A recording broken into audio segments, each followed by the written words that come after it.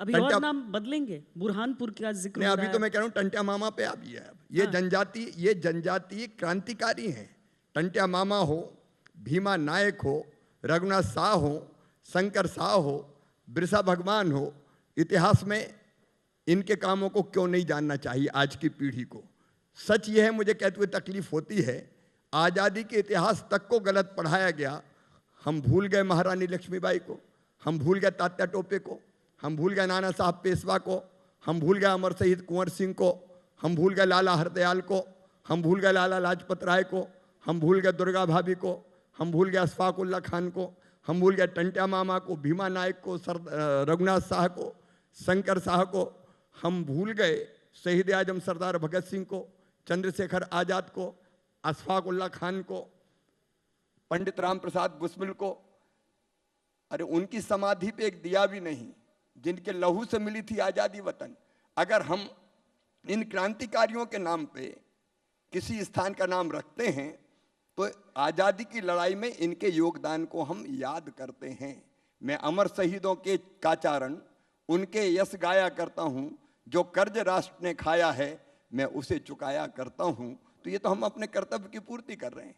और चार पंक्तियां मुझे याद आती है, पूजे न गए शहीद, तो फिर ये मंत्र कौन अपनाएगा, तोपों के मुंह से कौन अकड़, छातियां अपनी अड़ाएगा, चूमेगा फंदे कौन, गोलियां कौन वक्ष पे खाएगा, अपने हाथों अपने मस्तक फिर आगे कौन बढ़ाएगा, पूजे न गए शहीद तो फिर ये बीज कहां से आएगा, धरती को मां कहकर माटी माथे से कौन लगाएगा।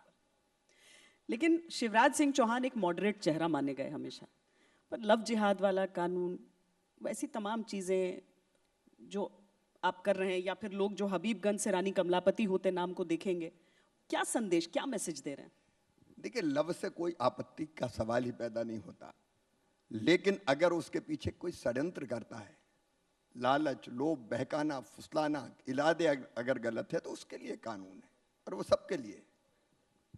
शिवराज जी, एक आप लोगों की तैयारी ऐसा लग रहा है जैसे शुरू हो गई है 2023 के लिए, और उसमें एक मीटिंग भी हुई। आपने कहा कि जो हमारा वोट परसेंटेज था उसको हम 50% से ऊपर ले जाएंगे।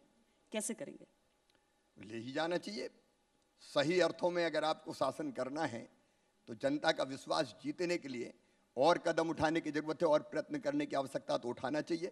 लेकिन मैं ये कहता हूं कि हम केवल ये चुनाव के लिए नहीं करते हैं, चुनाव के अलावा भी हमारा काम ही है जनता की बेहतर सेवा। और जहां हमको लगता है कि और अधिक योजनाओं की आवश्यकता है, जन कल्याण के लिए, विकास के लिए कुछ और कदम उठाने चाहिए, तो हम लगातार सुधार करते रहते हैं। हमारे यहाँ जनजातीय आबादी 21% से ज़्यादा है और विकास की दौड़ में वो पिछड़ गए हैं। हमको लगा कि उनके लिए विशेष योजनाएं बननी चाहिए। हम लोगों ने तय किया 14 अलग अलग काम, जिसमें हमने सामुदायिक वन प्रबंधन का अधिकार उनको देंगे, पेशा एक्ट को क्रमबद्ध तरीके से लागू करेंगे, ग्राम सभाओं को और ज़्यादा स्वतंत्रता देंगे ताकि वो खुद फैसले कर सके। एक नहीं अनेकों अधिकार हमने देने का काम किया। अब इसमें आपत्ति क्या हो सकती है? जनता के कल्याण के लिए अगर हम काम करते हैं तो ये तो ड्यूटी है, कर्तव्य, हमारा धर्म है। क्योंकि उसमें बहुत सारे लोग ऐसे आपके लिए लड़ेंगे जो अभी तक कांग्रेस के हुआ करते थे, आपके पास आए। आप पर आरोप लगता है कि आप तुष्टीकरण कर रहे हैं, और तुष्टीकरण ये किसी जाति समुदाय विशेष की नहीं बल्कि कांग्रेस की का तुष्टीकरण कर रहे हैं। उनके जो आते हैं वो मंत्री बन जाते हैं। तो आपको लगता है कि आपके अपने जो वर्कर्स हैं वो नाराज हो जाएंगे, तो ये कहाँ 40 से 51% जाएगा आपका वोट? देखिए, अभी सत्ता परिवर्तन के बाद जो उपचुनाव हुए, एक में उपचुनाव में तो सरकार के अस्तित्व का ही सवाल था। 28 सीटों पर बाई इलेक्शन हो रहा था, हम हार जाते थे, और वो सारे लोग थे जो कांग्रेस छोड़ के आए, जिन सीटों पर हम पहले हारे थे। अब जनता ने जनादेश दे दिया, हम 64 हजार वोट से जीते। कोई सीट 64,000 से, कोई 53,000 से, कोई 47,000 से, कोई 41,000 से। अब ये साधारण बहुमत नहीं था, ये असाधारण जनादेश था। इसका मतलब मैं तो सचमुच में इसको बहुत अच्छी घटना मानता हूं कि बीच में 1.25 साल हमारी सरकार नहीं रही, क्योंकि 15 साल से लगातार थी। तो लोगों को लगता था सड़क बनती, इसमें कौन सी खास बात है, पानी आ रहा है, योजनाओं का पैसा खाते में जा रहा है। जब 1.25 साल हम नहीं रहे तब पता चला कि हम कैसे थे। जनता को तुलना करने का मौका मिला, नहीं तो एक जनरल आदत हो जाती। 15 साल से देख रहे हैं तो गड्ढे, सड़कों के गड्ढे भूल गए, अंधेरा भूल गए, बाकी चीजें भूल गए। अब 1.25 साल ने याद दिला दिया कि वो कौन है और हम कैसे थे।